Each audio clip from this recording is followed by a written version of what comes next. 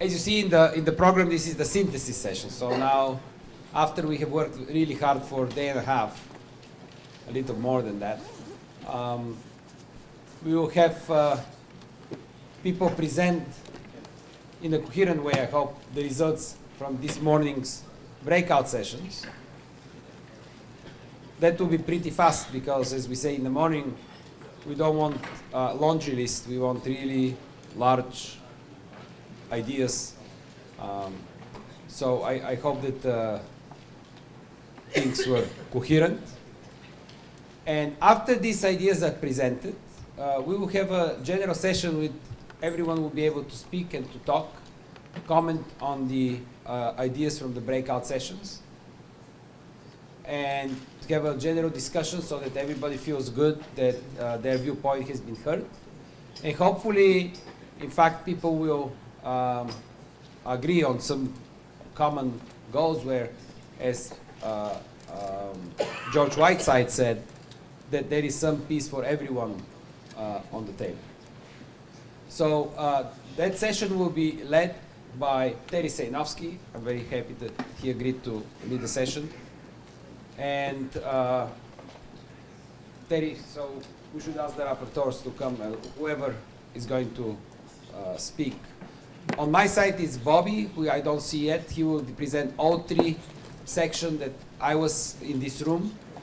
I don't know for the first one, who are the other speakers? Behavior. So if we start with behavior, who is going to speak about behavior? So Terry, let me give you the microphone.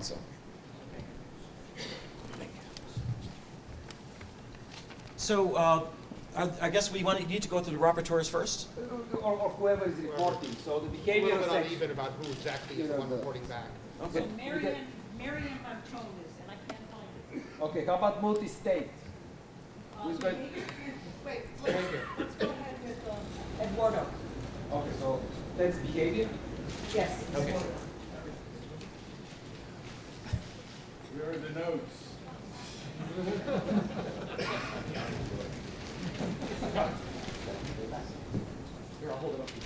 Thank you. If you can't read it, don't worry.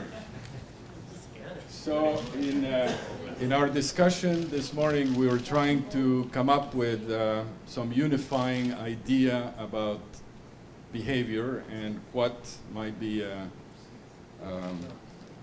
story, what might be a way of putting together a narrative, and as we heard before, we need a surprise. I don't think there are surprises here, but there might be some ideas. And then, of course, there has to be some outcome. So, in thinking about behavior, the group agreed that we needed to get high-dimensional behavioral data that is useful for other areas to use and to inform their discipline or their approach. Meaning, I think, what we mean is that behavior is a top-down endeavor in which learning a lot about the behavior gives us some idea, some structure on which to think about how circuits create the end product, which is behavior. So someone came up with the idea that what we're trying to do is to create the behaviorome. Now, omics is a very popular name. I'm not sure what behaviorome means. I would hate to ask a psychologist what she thinks about a behaviorome, but we came up with a term as a way of thinking about what things we have to put together at the level of understanding behavior that would be informative. Hello? Okay. I always see the singers with the microphone inside their mouths, and I didn't realize I had to do that. Okay, so have you heard about the behaviorome? No, okay. This is very bad behavior on my part. So the idea is we need to define the principles of behavior and data that relates to behavior that is informative to other areas. In particular, that is useful information for people working at other levels to be able to relate to it. The information has to be understandable, it has to be translatable, it has to be sufficiently fine-grained that people working, even let's say at the molecular level, would be able to say, okay, this is what I'm trying to get to, and these are behaviors that are affected or could be affected by what I'm studying. And then we do the integration, top to bottom.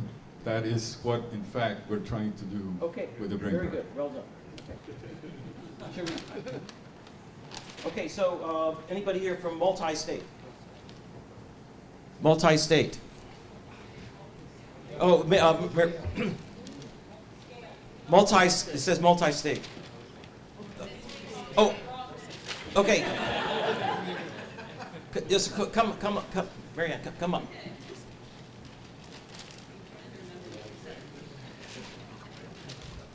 A little VCS eccentric. Yeah.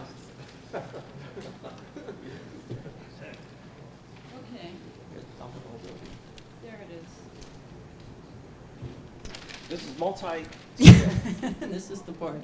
Okay, so you have to excuse me because I just walked in the door. But so we talked about the multi-scale problem, the multimodal problem. Again, the idea that we've understood for a long time that to understand the brain, we have multiple scales, we have multiple resolutions. And I think one sense that came out of this, and forgive everybody in there if I'm paraphrasing too much, but I would like to reframe the question not to, oh, we have to know everything, but what do we have to know, basically. And again, it was the same idea that you heard a little bit when I came in on the tail end, which suggests that if we can't densely cover everything at every scale and every species and every state and every developmental age, then we're going to have to be selective about what we do go after. And one thing that would be great to emerge out of this program is that neuroscience understands where they're going to get the maximum bang for the buck. And how you define that, again, is information on the interfaces that allows us to make sure that one discipline has captured data in a form that's usable for another so that it can inform which scales we need to actually be looking at most effectively. We understand that there's training, that there's boundary problems with integration, but again, the idea that neuroscience is multidisciplinary, we thought maybe it was time for us not to be so multidisciplinary, but rather to have a more unified approach to being able to understand some of these problems. Also understanding that brains differ from machines, and it has a unique capacity, and how does this arise? Again, where do we need to know the information? So I think that was about it. Anybody else in my session want to have any? Okay, thank you. Thank you. Okay. One comment. A comment. Take a mic. No, don't take Terry's mic. Take I didn't your mic. understand anything that you just said. Okay. What didn't you understand? So again, we have physiological perspectives, anatomical perspectives, we have genetics, we have pharmacological, we have neurochemistry, we have neurobehavior, we have neurophysiology, we have all of the neuros that you can name when we talk about neuroscience. But we know that it is very difficult, in fact, for physiologists to sometimes talk to anatomists, that anatomists are going after one set of properties, physiologists are going after another set of properties. If we want to do multimodal analysis, we want to be intelligent about what has to be done at the boundaries and the interfaces to allow this cross-communication to occur. The same with multi-scale. We can't possibly acquire all data under all conditions for all disciplines for every organism that's there. That approach works maybe for genomes, but it doesn't work for everything. So we have to have intelligent mechanisms of selecting where we put our efforts. So, Maya, maybe to add to this, because I was in the same session, I think so the common theme here was really to encourage projects that bridge the levels, and that could be theory, that could be experiment, that could be education. And the main goal of this project should really be to make structures or people talk to each other that wouldn't talk before. So that is the criterion for a strong project in this multi-level approach. I think this was also one of the ideas. Yes, that's true. There was a social aspect to it as well. But it's also theories. And it's everything. Okay, so which group wants to go next? Okay. Data. Okay. All right. So we came out with a very distilled message, and it's really one or two sentences. First of all, we see the strong need to establish a very user-friendly database and data sharing infrastructure that serves the community, and to do this in the timescale of 5 years. But this infrastructure should facilitate integration of large-scale, multi-scale, and multimodal data, cross-reference it, and facilitate deep analysis pipelines with many derived data products. Any questions? The key thing being that this should be very usable, integrated with scientists' real lives, real workflows. Okay, thank you. What about the need for a universal or coordinate system to basically integrate spatial information? It's in there. Okay, so going on now to, that was data, organisms in theory. It's separate. Pardon? Organisms and theory are two separate. Yeah, well, whoever, I'm doing theory. my theory first, okay. Yes, organisms. Organisms, that can come up, right? Yeah, and I'm doing theory. And you do theory, okay.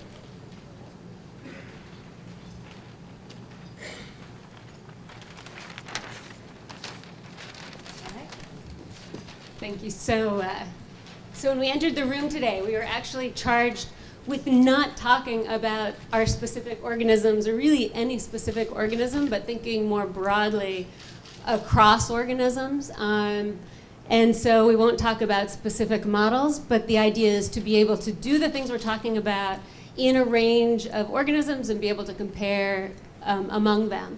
So the first thing would be that we need to identify functional modules of brain networks and understand how they control behavior, with the idea that if we could do that in simple model organisms, whether they're genetic models or not, or even non-model organisms, that eventually that type of understanding could be translatable to understanding the human brain and potentially the human brain and disease. Rachel Wilson made the great point that this could be analogous to what has already been done with understanding proteins in models, and that how important that is for human disease understanding now. The second thing was, and I'm actually going to move down, was being able to develop technologies that allow us to look at natural behaviors, so complex behaviors in across organisms, so in more freely behaving animals. Then we want to be able to actually understand the principles of behavior across organisms. So are there underlying physical principles that we could identify in, a number of different organisms that really could describe behavior across those, across all of those organisms, or at least a broad swath of them. And then related to that, and sort of going back and forth between these levels of underlying brain conservation and behavioral conservation, are the ideas of can we move between those areas? So can we use behavior to predict or reconstruct what the underlying circuitry might be, and vice versa? Can we use our functional modules to be able to predict behaviors? Again, thinking broadly across organisms, and how can we compare evolutionarily or just comparatively to think about broader principles. I think that was it. Okay, any questions? Comments? I'm just curious why everything except a human is called a model organism. Well, humans are... I just noticed that every animal except a human is called a model organism. Humans are absolutely model organisms, and we're animals too, is the thing. I get the wrong, no, wait, did I get the wrong sign? I thought I had it correct. Every animal except a human is called a model, as though we're only focusing on humans. Maybe we want to understand the rat for the rat's sake, and the C. elegans for the C. elegans sake. Human is a model for the rat. And and we talked in our session about it not being all about understanding humans, but for example, in engineering, there are a lot of biologically inspired design applications where we're thinking about organisms not informing humans, but informing other aspects of our endeavor. Okay, thank you. Okay, theory. I guess I'm doing that. Okay. There's 2 pages.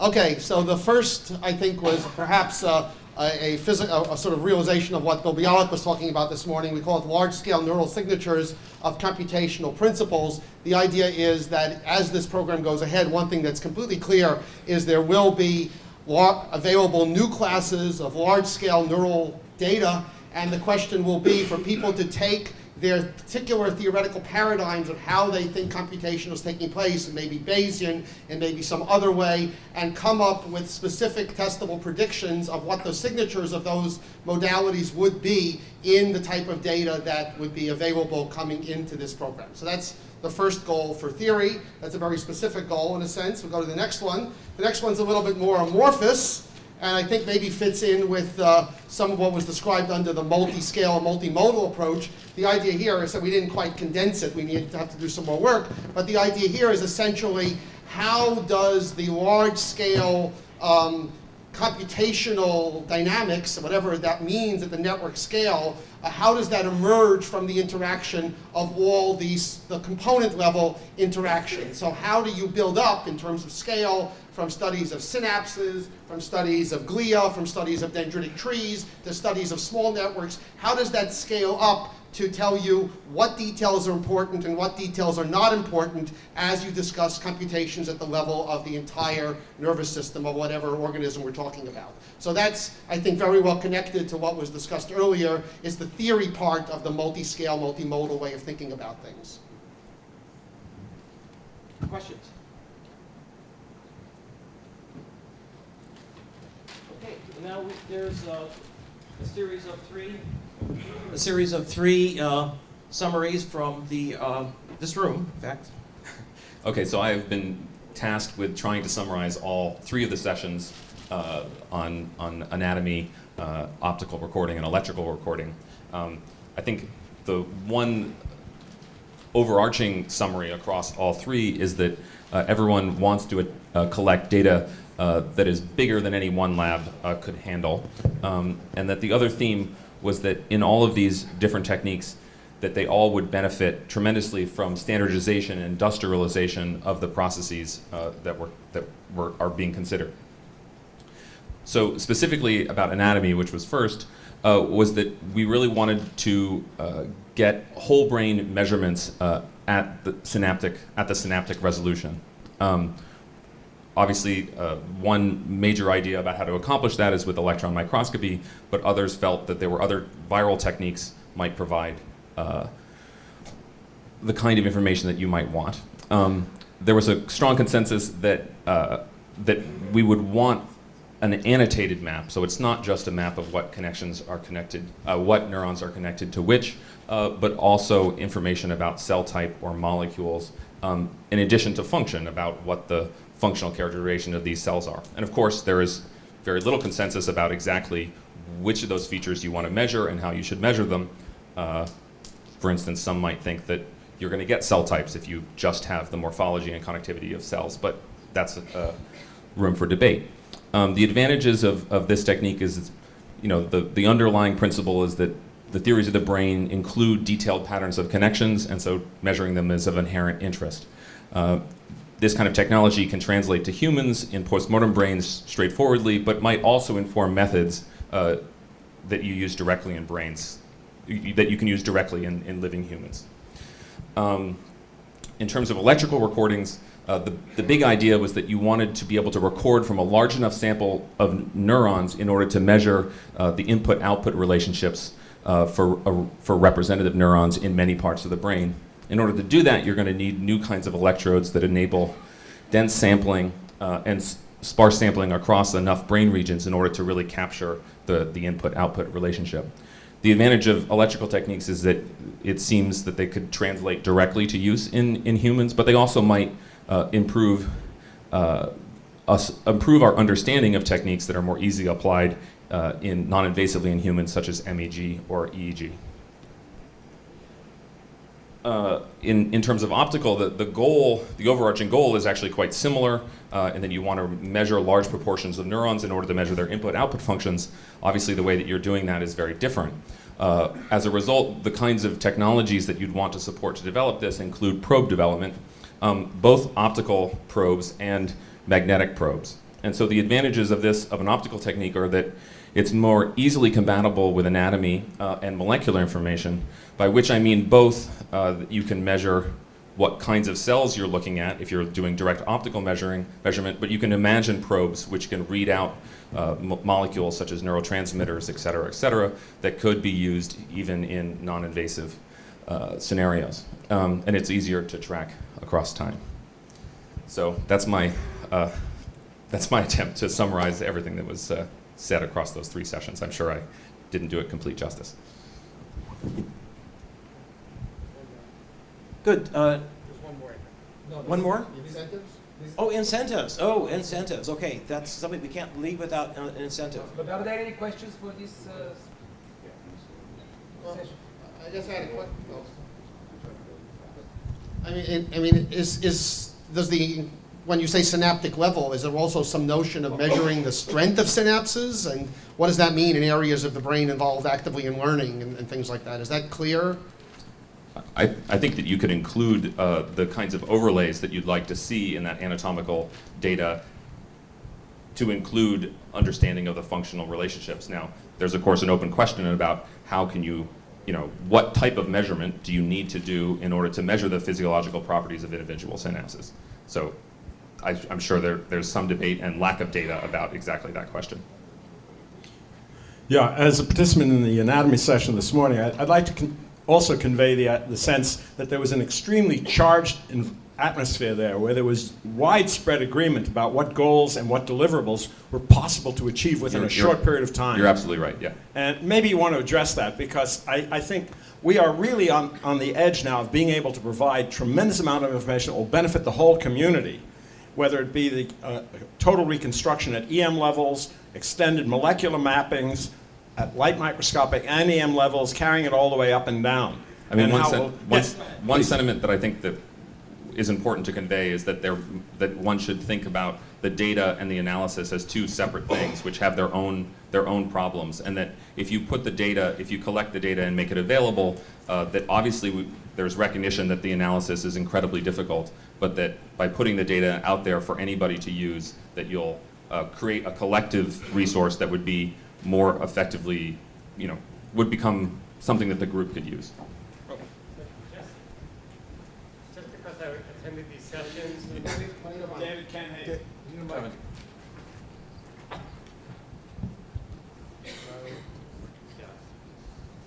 Just to amplify something you said, and also was brought up in the behavior session, that I think would be very important to come out of this, is standards. It's a setting of standards, which goes along with this sort of regularization and industrialization. Came up during the behavior talk as well, and maybe presentation as well. Maybe others, yeah. And the data analysis, yeah. Yeah, sorry, I said it briefly in the overall summary, but I totally agree, yeah. So I just want to raise the issue. I just want to come back to what we could do in the next few years in anatomy if we put our minds to it right now. We have the possibility of doing a complete serial EM of a cubic centimeter brain on the scale of a few years, 1 to a few years, okay? We could produce complete EM sections of the fish brain, the bird brain, the mouse brain, and the fly brain. Those data would be accessible to everybody. Everybody could work on their own particular problems. Those data could be overlaid with molecular information. I think that is, in my view, the single most important thing we could do in the next few years. This could not have been done a few years ago, but it's possible now, and we should do it.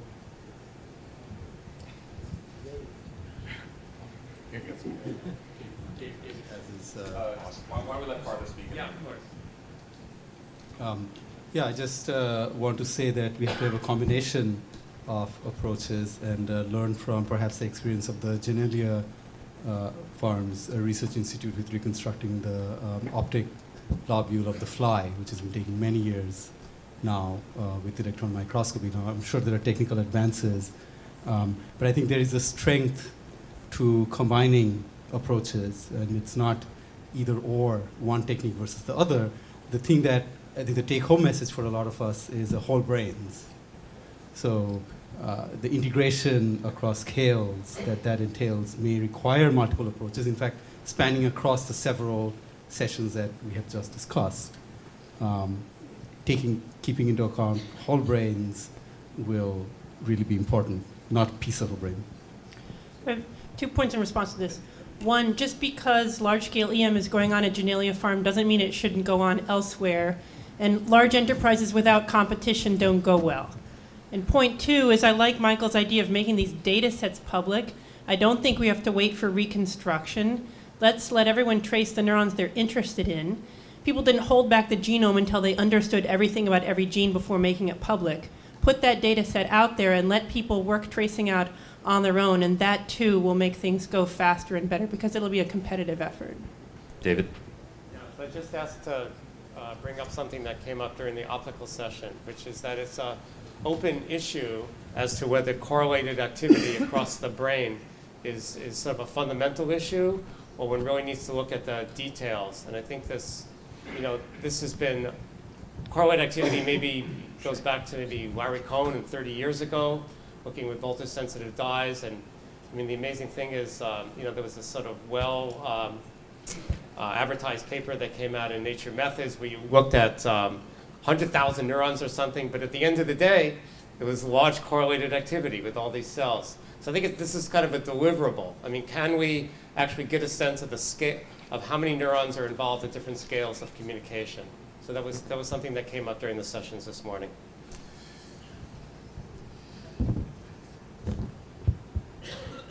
Okay, let's go to the incentives. Okay, so the first bullet point from the incentive session is very pertinent to the discussion that just occurred. We need to incentivize global data sharing. So encourage people to put their data sets out there. The strength is obvious, and I believe Harvey Carton dealt on this earlier in the session, that it's value added. You get better data and more improved data and more transparency. And the weakness is the value may not be obvious to those sharing the data. There's maybe a tendency to hang on to your own data. And then the second bullet point we came up with was a little tweak or modification, or I don't know, maybe rethinking of the IGER interdisciplinary graduate training, except for that we were talking about postdocs. And people that have just completed a postdoc in one discipline be awarded a grant, maybe from NSF, to move to a lab where their particular disciplinary skills could be addressing a problem in a different discipline. So somebody in engineering going to a lab in biology or math or physics or chemistry. So anyway, so those were our 2 bullet points. If somebody else wants to elaborate. So you didn't mention money. Yeah, that actually was a nebulous point to me too. When we said we could provide incentives, I wasn't sure who was providing them and what type of incentives. So if anybody has a clearer memory of, I don't remember that coming up too much. Is this, yeah, so that's, I don't think we addressed it. But maybe we did. Actually, I think Diane would clarify what she talked about money and about what sources there are and about this collaborative network. Well, what I was saying is that Diane can answer that question since she did that in our session. So there are several mechanisms in place at NSF to be able to support these types of activities. And the first one is Research Coordination Network, which is an opportunity for funding the human capital piece of getting individuals together that might be from very different disciplines, bringing them together. It's a $500,000 award that lasts for 5 years, and you can use it however you want, for conferences, for exchanging of students, for venture capital mechanisms, to collect pilot data, and so forth. We have also kind of changing the focus on postdoctoral awards in bio in particular, where we can bring together, the last one that we did was bringing together postdocs that were interested in biology and moving into the area of bioinformatics. So there are opportunities that we can identify, areas that we need to build upon so that we can make things possible. Was there another one that I covered? There's obviously there are opportunities at different levels. There are, if you're interested in promoting the science or testing things out, or if you have an idea that is high risk, high impact, there are EAGRs. These are 300K awards, and they're really meant to be potentially transformative, something that's going to rewrite the textbooks. But might be too risky to be in a regular panel. And then, of course, we have the larger awards, which are Inspires. And I should comment, because some of you here jumped in with some Inspires, letters of intent this time. And what we discovered that there was a high, I think Jim will agree with me, there was a high number of these Inspire awards. They're either $1 million or they're ones that go from up to $3 million. And what we saw that came in that people thought were really potentially transformative were actually proposals that we already have coming into our core programs. And so I think individuals that are not familiar with NSF, I don't think have a realization of the high risk, high impact efforts that we have. We also, in our regular panels, those of you who've served as panelists know that we ask you to identify proposals that we think are potentially transformative. And the community identifies this as potentially transformative, not the individual reviewer. So I have actually a question to this Inspire program, because there was also this Dear Colleague letter. And this Dear Colleague letter basically named Inspire program as basically a place to submit a letter of intent. And I felt really it was a little bit hard, because the Dear Colleague letter was about neuroscience things, but then the Inspire program is about things that cannot be submitted anywhere else. And so I found it very difficult to find directors who were interested in NSF. And also there was a certain collision between this Dear Colleague letter and basically what the Inspire project wants you to do. Okay, the Dear Colleague letter was focused, and we took a year to work on this across all the directorates, coming to agreement on language. But the focus of the Dear Colleague letter was integrating across scales as a mechanism to accelerate neuroscience. And so you could integrate across scales as an individual or as a team. And so all we suggested in the Dear Colleague letter was that you could use the Inspire mechanism as a means of coming in. But again, what we saw were things that were not at the level that was actually going to be potentially transformative. There were some that did come in and we acted on that. I'm sorry, I'm a little bit confused about what we're talking about. I thought we were here to decide on some grand vision for the future of neuroscience. Can we come back? This is the comment session for the last. Oh, I see. Okay. For incentives. All right. My apologies. But in any case, thank you. This is a good time to finish the. Yes. Okay, thank you. Yes, another question back there. Okay, microphone. Okay, that's the first time you told me I'm too quiet. About the issue of incentives and data sharing, and so there's a financial part of incentivizing a kind of collective behavior in the community, but there's also an intellectual and social part. And that's entirely up to us. So when we look at junior faculty candidates who have done something which is enabling as opposed to providing the end result that we're all hoping for, it's up to us what we think about those people. And so on, right? I mean, I don't need to draw it out. So I think that if we all believe that there's a certain kind of collaborative spirit we want to engender in the community, we need to encourage our friends at the funding agencies to do the right thing, but we also need to do the right thing. And I think most of us are of goodwill, And so that isn't so hard, but we need to remember as we do this. So. Yeah. I just wanted to say that in the incentive section, that actually was discussed quite a bit. I mean, ultimately it comes down to money, but that we also discussed the fact that there are faculty workforce that are very valuable, and they're very valuable in this particular time when we're transitioning from analog into the digital world, and that the only one who controls their destiny are the review panels, the editors, the reviewers, and what have you, and that comes from us, right? It doesn't come from the outside. Just want to bring up the question of journal publications for large. Journal publications are one way that the community decides incentive, and when there are large projects, we can't use the same mechanism to, if you're working on a large engineering project, you're trying to assemble a data set, you're spending all your time doing this. You can be judged in the same way where you have an individual project in the lab and you're publishing a Nature paper.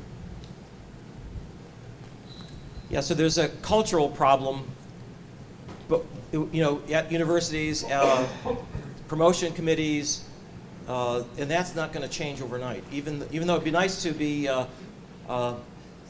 to value a colleague who does a service, the fact is when it reaches the promotion committee, what do? They count papers, and they ask other quantitative questions. They don't ask how good is the help, or is that really enough to promote somebody. So it's a problem with our system. It doesn't value helpfulness as much as it should. So, yes. So I think that the opportunity that we have as individuals, as part of the communities, is as reviewers of papers. If you see a paper with good data, ask the question, should that data be shared? And I think if the authors decline to share it, that's fine as long as they say so clearly and they have reasons for. And if the reason is that we don't want to because well, maybe they can have a data sharing statement in their paper, very much like we have an acknowledgement session. I think that we can all do that because I think within this room probably reviewed altogether, I would imagine close to 2,000 papers just by head counting in the last year. If in only 10% we had raised that point with the editor, I think we'd be already going somewhere. Okay, so now we need a synthesis. And now I can tell you a few things that I've come away with. One of the things that, low-hanging fruit, things that within the next year we can show really significant progress.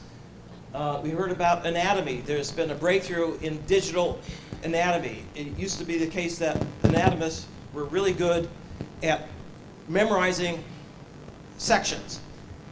So I know for a fact that Harvey can remember figures in papers of a particular brain area, and he can tell you exactly what the nucleus was and where he first saw it. And this is an amazing, ability that anatomists have to remember complex anatomical structures. But now we don't need Harvey to remember all of that for us, because he is quickly replacing himself with a digital atlas that's going to contain high-res pictures of everything he's ever seen. So it's only made possible because of the fact that computing and storage technology is just exponentially growing, and it's going to continue to grow. And so it's also the case with the connectome. Could not have been done without massive big data storage analysis, still ongoing. It's not a solved problem. Automated reconstruction is not a solved problem yet. But it will be, perhaps in the next 5 years or 10 years.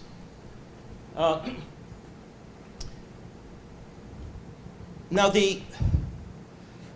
so here's a question that really started to spark everything, which is, what is N? Okay, N is the minimum number of neurons that you need to probe, and that means both record and influence in some way, in order to be able to understand a behavior. Now it's going to be different for every behavior, but it's a theoretical question what N should be, and we really need people thinking about that really hard before we put a lot of effort into picking a number out of the hat, like 1 million. That was, by the way, that number just came up because we needed to get an estimate for, for scaling. How much data do you need? And so n, it was a variable. But it's really, 10 years from now, the data storage is going to allow n to be as big as you need. And so the question really is, where do you start? We need to have a hit within the first year in order to be able to convince the Congress that we should become a line item. Once you're a line item, basically, you have a ticket, a meal ticket. And if I think it was Bill who was saying that we have to practice birth control. Well, I think that would be a disaster. Look what happened in China.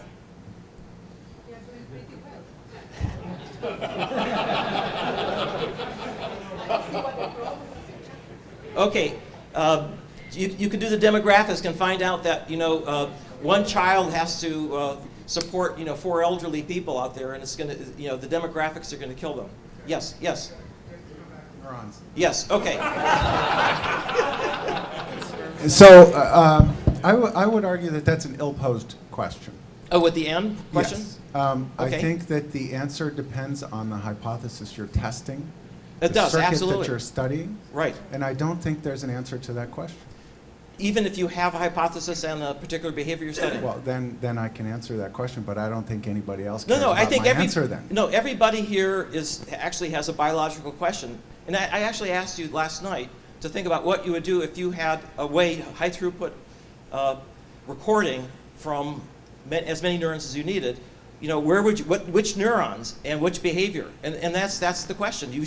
Everybody needs to decide what n is for themselves, where they are. But I think it would be really nice to have a couple of estimates that are within the range of what we have right now, which is about 1,000. Does anybody have a question that can be answered by recording from 1,000 neurons? Terry? Yes. I would just like to throw in the fact that this is something that we've talked about for many years and hasn't really gotten enough play. And that is the fact that a behavior is in a context, and that context determines the neurons that are active, and therefore it's an ill-posed question, not only because of the reasons that Michael said, but also because in a different context it's going to be a completely different answer. Okay, you have to decide not just on the behavior, and you have to also know the context. But context, it could be both external, and that means specifying very precisely what the sensory input is and the motor output, but also internal context.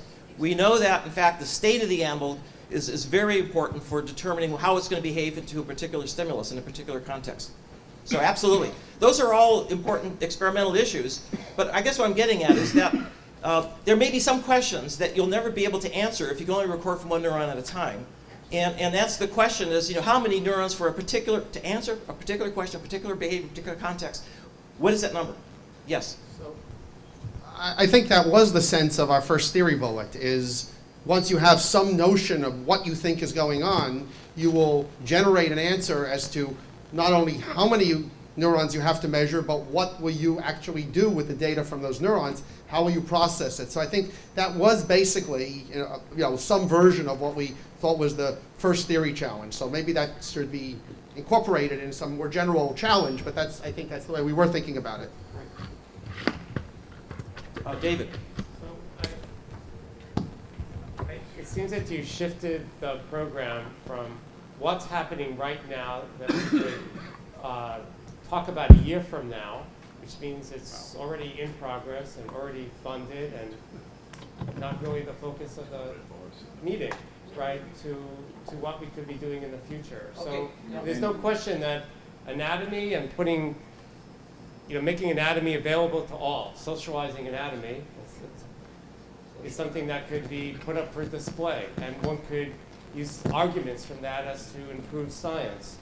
But I mean, one thing that seemed to kind of be a reoccurring theme through many of the talks for the future of the program is sort of pushing things towards a more regularized, more standardized, more industrialized, getting away from doing neuroscience as an art form, but making the methods easier to use, standard to use, and as Bob McLaughlin would say, being able to reproduce from lab to lab, so you get not just a statistical error bar, but you also understand the systematic errors to get more reliable data. And that would be a great thing if 10 years from now we could look back and say we have community-wide reliable data. Absolutely. I think this is also something that could be done in the first year, right? We, as a community, we should be able to organize ourselves and decide exactly what are the standards. It's going to be different for different organisms. It's going to be different for different experiments and so forth and methods. So that's going to require a lot of work. But the point is that once you have that, like you say, it's a foundation. You can basically go to the bank now, right, and it'll be there. Yes, Partha. So I just want to reiterate this theme that has come up before of the iteration between theory and data gathering. I think that there are both opinions. At first gather the data, then let the theorists think about it. And then really think about it first, about what data one is going to gather. And whether it be every neuron or every nanometer of the brain, this question has to be looked at. And I think a lot of us would agree that the theoretical input is important, not just as sort of a sideshow after the data has been gathered. I don't want to say anything very specific, but I do want to say that one mustn't neglect the conceptual ideas or the goals that come from theoretical, even at this stage, even though we don't know exactly how the brain works, we still have some ideas.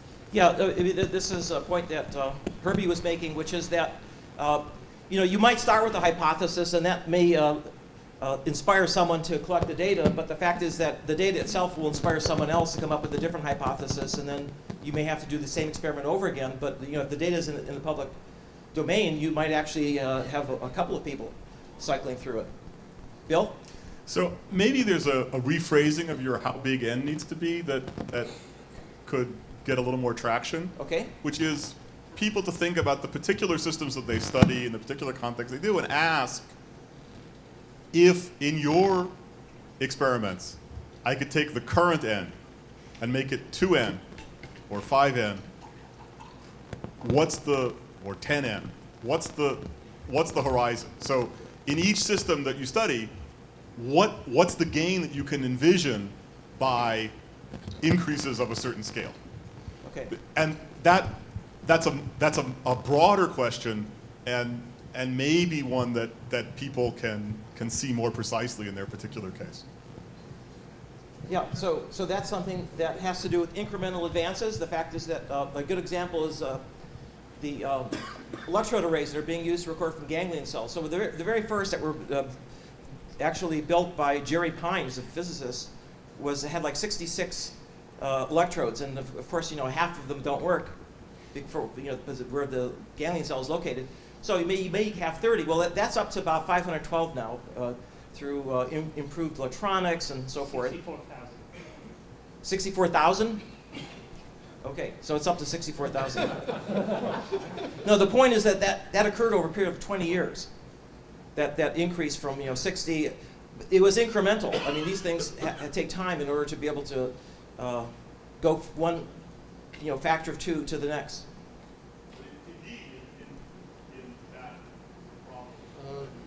A microphone. It's a small point. I mean, that was the case where you could, from things that were done at a certain value of N, identify a target. And, so what people were actually thinking actively about, if I'm doing it on this scale, right, what are the predictions for what happens on the next scale? Yeah. Yeah, so Michael Berry, for example, an analysis that Bill was alluding to is that the fact is that you needed to get a larger N in order to be able to see what the specific heat was doing. So that was an important, getting that data was really important for asking whether you're going in the right direction or not. So I guess Mike had a question? Well, first, yeah, Mike. Wait, no, your microphone doesn't work.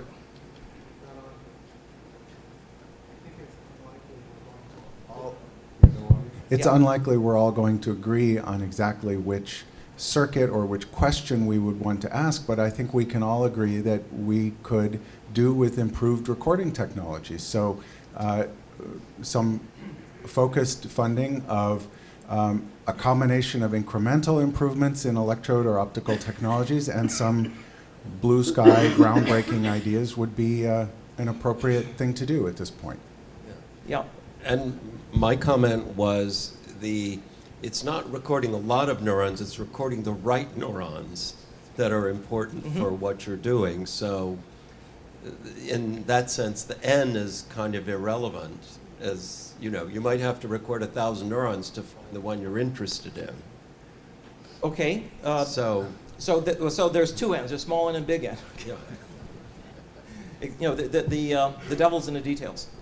So if you could, give me one good neuron, right? Okay, now there was a point where some people, at least Rafa, really was pushing the idea of recording from every neuron. And I wonder if Florian could comment on that.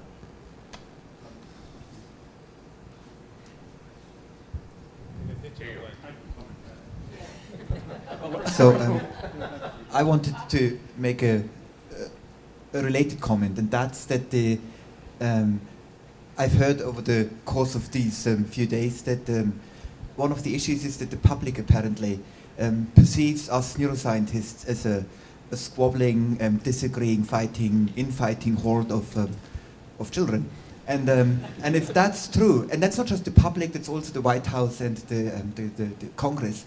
And if that's true, then I think we failed we failed catastrophically. And I think we failed catastrophically because that's actually not true.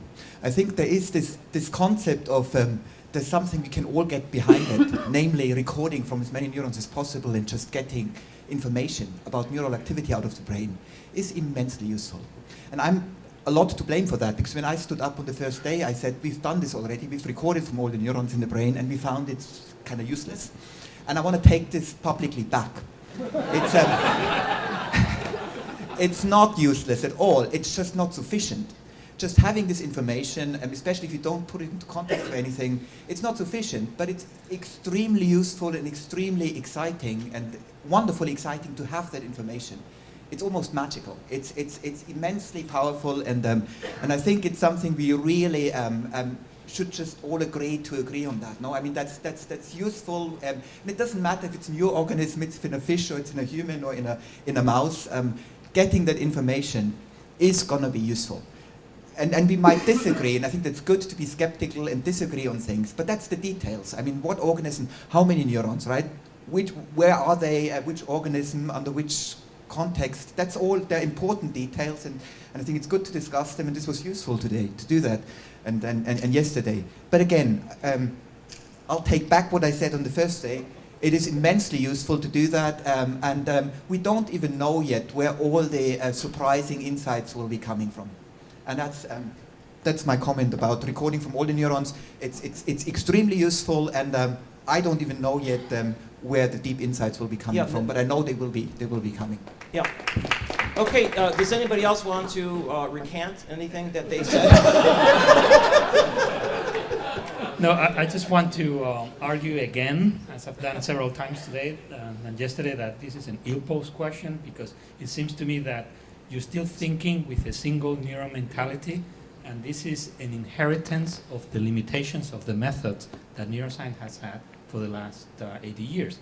That they've been hearing talks, and I made that comment yesterday, and we made it in the neuron paper, and it was made also by our guest speaker yesterday, laughing, and by Bill Bialik this morning, that we could be dealing with an emergent system, in which case it doesn't matter what the single neuron does, because the activity is built in a conglomerate.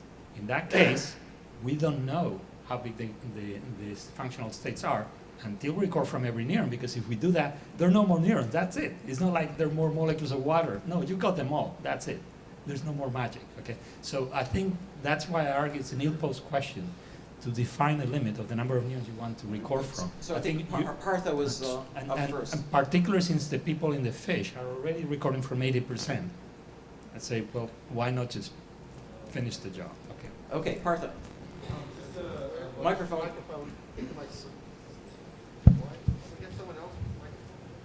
Yeah, well, no, I guess especially for people who are looking at it from the outside, it's important to convey that people have been working very hard in neuroscience for a while. We are not starting from a blank slate. There are ideas, think that the apparent or seeming disagreement really comes from the complexity of the system that we are all excited about.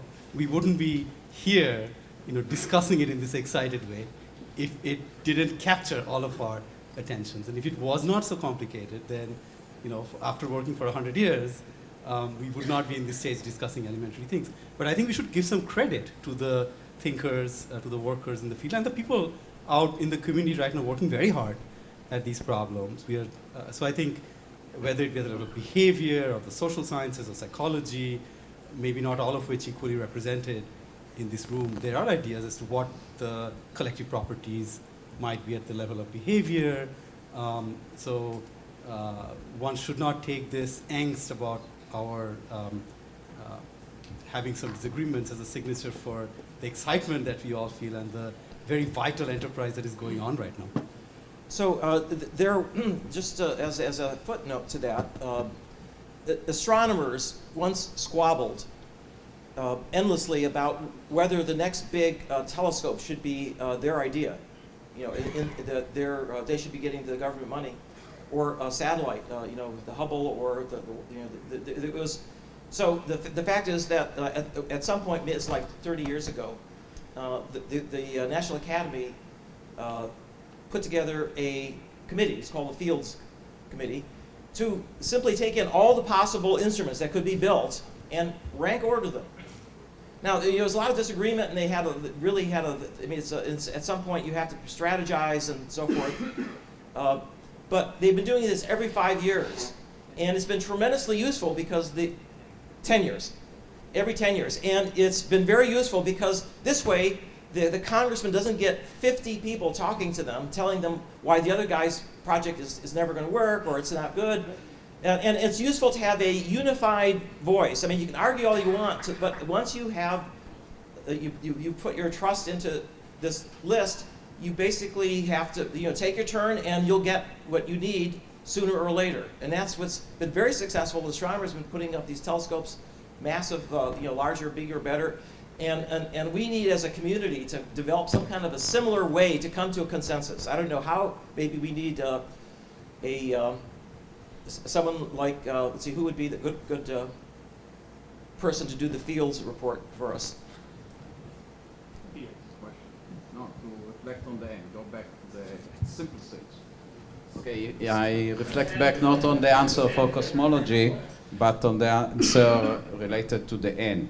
If we take the perspective of emergent or self-organization that we learn from physics, I don't see how you can separate, or you didn't have in mind to separate, the n from the delta t and the delta x. So n has to be different if you're looking at different time scales and different length scales. Right. Yeah. Okay. That's a good amendment. So don't forget time. Yes, Sam. So I do agree that it may be good to record from a lot of neurons, provided that you know who these neurons are. If they are the layer 4 or layer 5 neurons that project to thalamus or striatum, the membrane properties, etc. of them. So you have a label on them, just to record diffusely. I think is absolutely essential to slow progress. And this was, I think, the point was made by several people very forcefully, is that, especially Harvey, which is that unless you have your activity tied to an anatomical substrate, you have no idea where it is or where it's going, where that information is going. So we really need to have the connectome really connected to the activity map. So let's take the question right at the back there. Yeah, Helen. Just first on a technical note, I think that it's all well and good to get a lot of maps people propose. It's going to give a lot of good information. But for many people, people don't know what to do with it. They don't know where they are. Even in the digested form that we do the pathways now and make diagrams and show people where different areas are and so forth.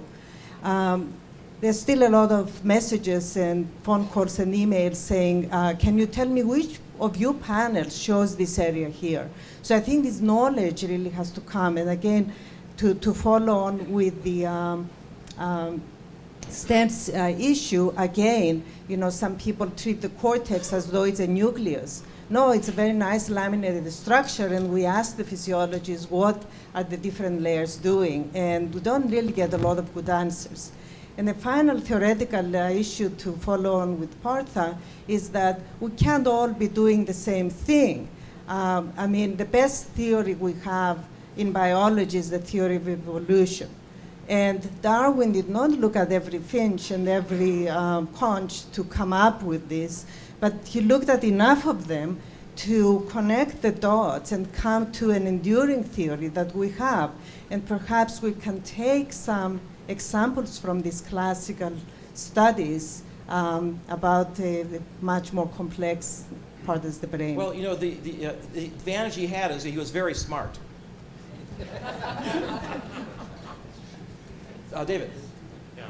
So, I mean, just briefly, I think this point of connecting measures of function and cell identity has come up a lot from Sten, from Mike Stryker. I think we all agree. Yes. This is critical. But I'd like to amplify the point you made about a field commission. I mean, neuroscience is different than building a telescope because we don't have need, at least in the immediate term, for a very large single project. No, I didn't mean this literally. No, okay. but but there is, I think, a very important point. I mean, Okay. it's a political point. But in many ways, much of funding in neuroscience is dominated by patient advocacy groups. I mean, NIMH, maybe there's an NIMH person here, it doesn't matter. It's completely dominated, and it's pulling out of basic science. And to have the community maybe not, pick a big project, but pick a direction and make sure that direction is known as a community is really a way to make sure that basic neuroscience gets done. Right. Okay, so here's the problem. Here's a problem, which is that one of the reasons why previous attempts by the Society for Neuroscience and NIH to try to build up a brain program, remember Decade of the Brain, no traction, was that they went to the Congress with a laundry list, literally. In other words, someone was telling a story that they were told explicitly 3 bullet points. We want 3 topics. They came with a list of 11 issues. Diseases, everybody had to be on the list because that was a committee of 11 people. So they sent them back from the White House, said, look, we want 3 items. It took them a year to come back. The list had 11 items.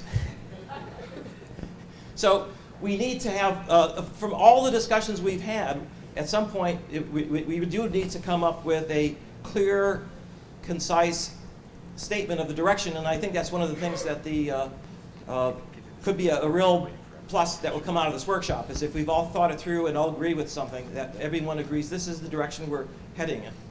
So, look, you've been very patient. Go ahead. Yes.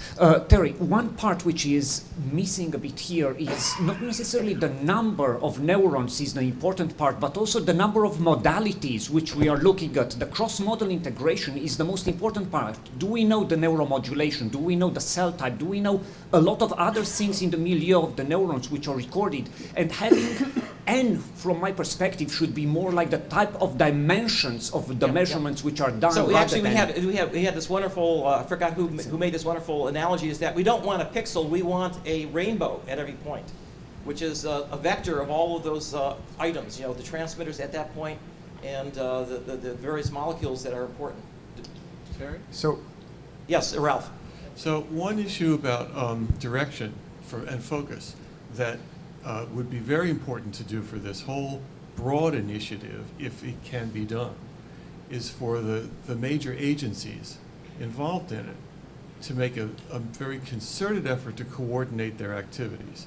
And I mean that at a broad level, not just to say, okay, we'll sponsor a couple of collaborative grants, but to understand that one of the things that has come up over and over again in this meeting is the essential nature of breakthroughs in technology and of integration with theory and so on, and all these different disciplines. And NIH, NSF, and DARPA have somewhat have different histories and different areas that they have excelled in. And it seems quite clear that the greatest power could be gotten if there was some sort of real coordination for mission among the three of them. And having said that, I want to bring the discussion back to Harvey's brain and say that I think it's way too valuable a national resource for him to hog all to himself. And then it should be immediately made available to everyone. On the internet. Steve, okay, Steve. I want to try to say something soothing that I think might also be useful for communicating to outside world and congressmen. I think maybe everything we're yearning for here and talking about could be captured by a phrase something like this. We want tools for discovering brain mechanisms. Now, this flies slightly against the wisdom in Bill's talk this morning, which I like about, behavior and what does the brain do. But I really think brain mechanisms wraps it up. And so I just want to say what that means to me. We have a yearning to map the activity of every neuron, the function. We have a yearning to map the connectome, the complete connections. And we have a yearning to develop theory. Three things. But to me, they collapse onto mechanism. So mechanism is the structure-function relationship, the total activity map and the total connectome map. But those are maps. Those aren't the end. Those are the means to the end. Did you say means to the end? No, sorry. We'll come. No, but what it takes to make those more like the goal, the prize we're looking for, is theory to connect the structure and the function. So, tools, that finesses the question of whether this is going to be a concerted big science project that makes some of us nervous, or whether it's going to be a traditional small science project. And you know what? The thing that's hardest to predict here at the moment is what those tools will look like. And that's going to have a big impact.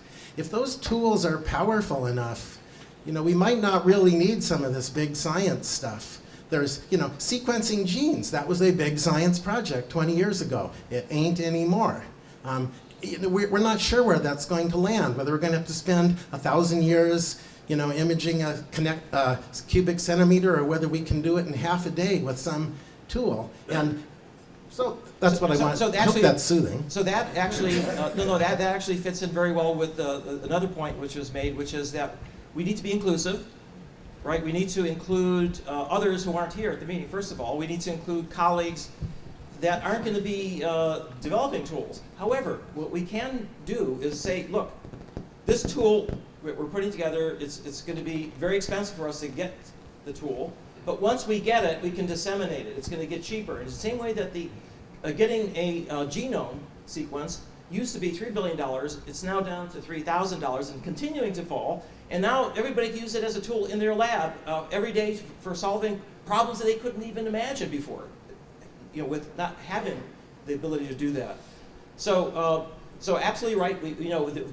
I'm waiting for the day when I can buy a little connectomic machine, maybe for $3,000, and put in a brain, and do that every day, and so under different conditions and different treatments and so forth.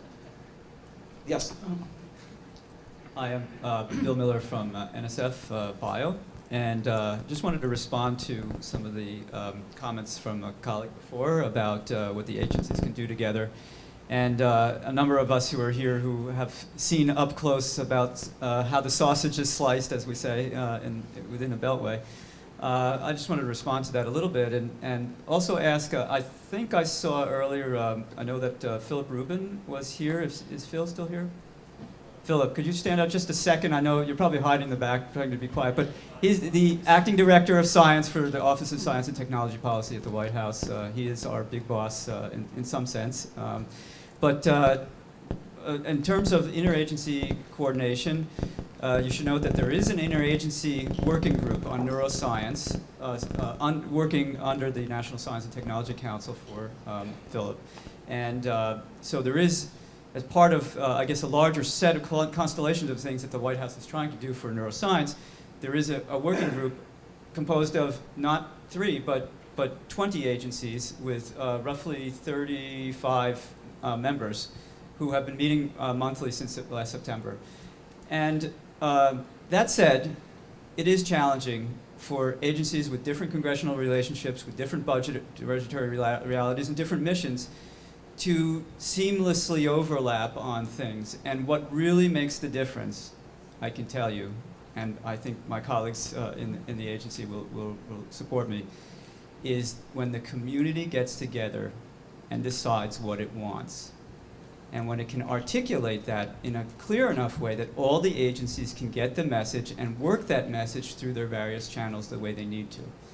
So as much as we would like and love to sort of think it up ourselves and coordinate, laterally and up and down and so on, it's really up to the community. And I think Terry was actually getting at something about trying to vision what neuroscience as a field can be.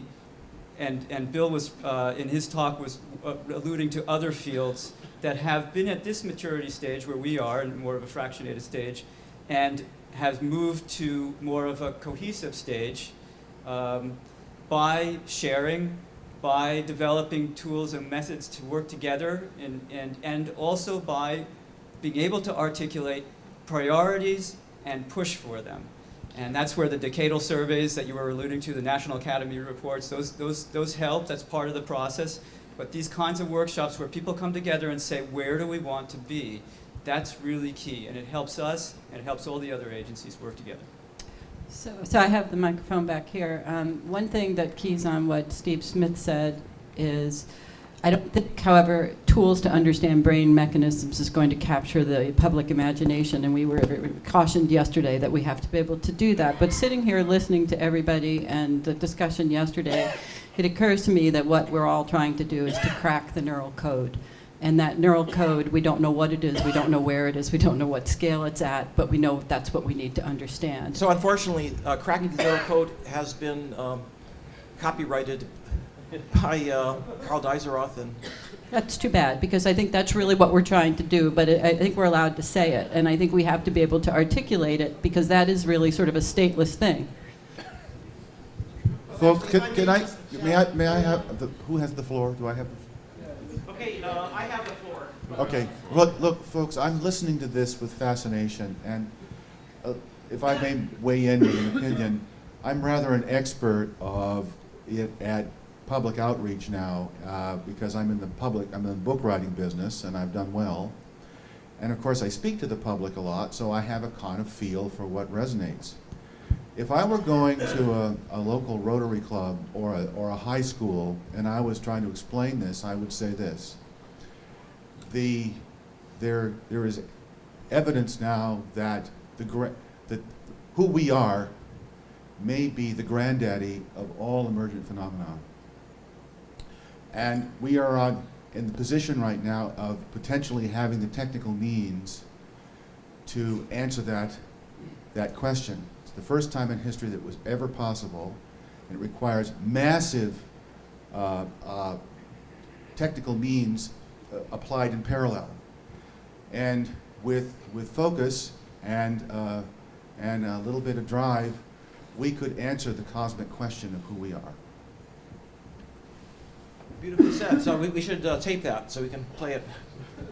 Okay, Steve. I just wanted to briefly expand. Since this was an NSF meeting and not an NIH meeting, I didn't say this before, but the argument for mechanism, aside from the fact that it is what makes a bunch of us tick, maybe not all of us, but the argument for mechanism is if something is broken and you want to fix it, there's no more valuable piece of information than knowing the mechanism, so you can see what's wrong. So I mean, that's also buried in my understanding of mechanism.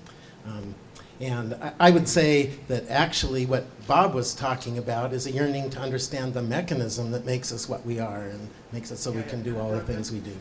It turns out that the average person in the public is rather ambiguated about how they feel about technical things. But almost everybody has very powerful feelings about right and wrong and who I am. And so when you want to speak metaphorically to them people in a way that really rings bells, you don't talk about technology, you talk about who you are. So I think that who we are is embodied in the pattern of electrical activity in our brain. So that has to be part of it. But when we go to sleep at night and when we wake up in the morning, we're the same person. What allows us to be the same person day to day is the pattern of connections in our brain. And so one way to formulate this would be to say, our goal is to understand the relationship between the pattern of connections, the pattern of electrical activity, and who we are and what we do. I think that's an inclusive statement that includes just about everything in the room, but it's also not business as usual because the emphasis is on the relationship between those things. Very good. So, Diane? I just want to comment on what was said earlier. This is just the very first of a series of workshops that we're going to be holding that will address and will invite people of the community that aren't currently here. And so we also might ask some of you to come back to join us at some of these other workshops, so please stay tuned. This is not the be-all and end-all of the situation. I sort of thought we were here talking about this additional money that might potentially be available rather than somehow mapping out NIH's future. So we have this potential for this, I thought, this additional money to fund a large-scale kind of project down the road. And is that not the point to kind of devise that, not okay. to weigh what's more important? So unfortunately, we've run out of time. But indeed, this is, as you point out, this is really the kickoff of what we hope will be a decade or more of really high activity, high level of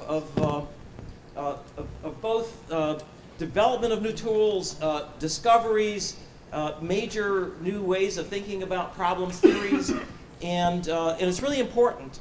And the money will come. If we make progress, the money will come. I can assure you that.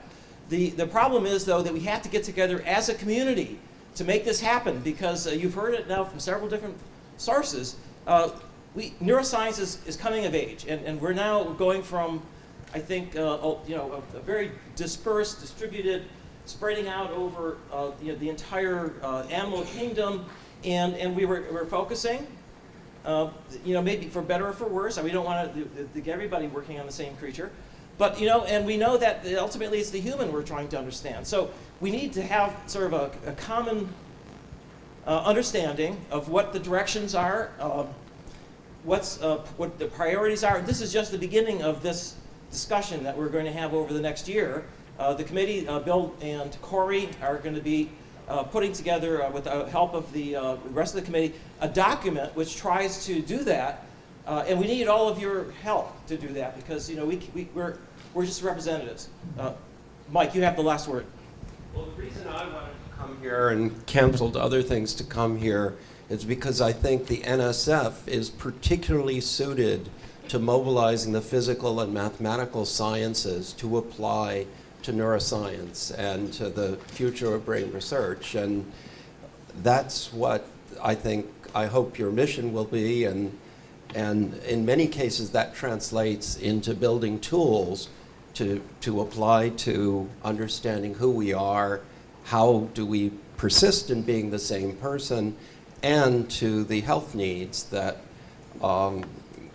institutions like the NIH are less well suited to mobilizing the physical and mathematical sciences to deal with these things. So I think that's the reason a lot of us came, and I hope something comes out of it. Okay, so now we're going to take a coffee break. Yeah. Oh, NSF, one word. Sorry, we don't like to dominate here at all, but just because there is, I think, a number of comments have pointed to money and funding, and as Terry pointed out, there is a NIH advisor committee of which a number of people here are participating in, right? So there's a lot of overlap and convergence, and it may be hard to parse. It's also hard to parse on our side of the interface because it's all happened very quickly. One thing we can say is that it's a great moment because there's a lot of interest at the public level in neuroscience. Let's make use of it. But another way to say it is each agency is going to determine for itself how it's going to devote the resources and the investments that it has. NIH has a way of doing things. It has its, and we love the colleagues there, and they have an approach, and they have funding and their advisory committee. NSF has its way of doing things. But that doesn't mean that things are happening not coordinated, as I mentioned before, but it also means that it's a big tent for neuroscience, and we have the opportunity, and the people gathered here and in future meetings, to talk about what they want to see the field progress to, whether it's big brain recording or other things like NSF's strengths across disciplines. What do we need? And advise us about what directions we should be going in pushing for things at our level.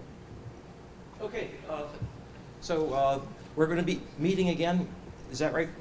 In 15 minutes. 15 minutes break. Okay, 15-minute break.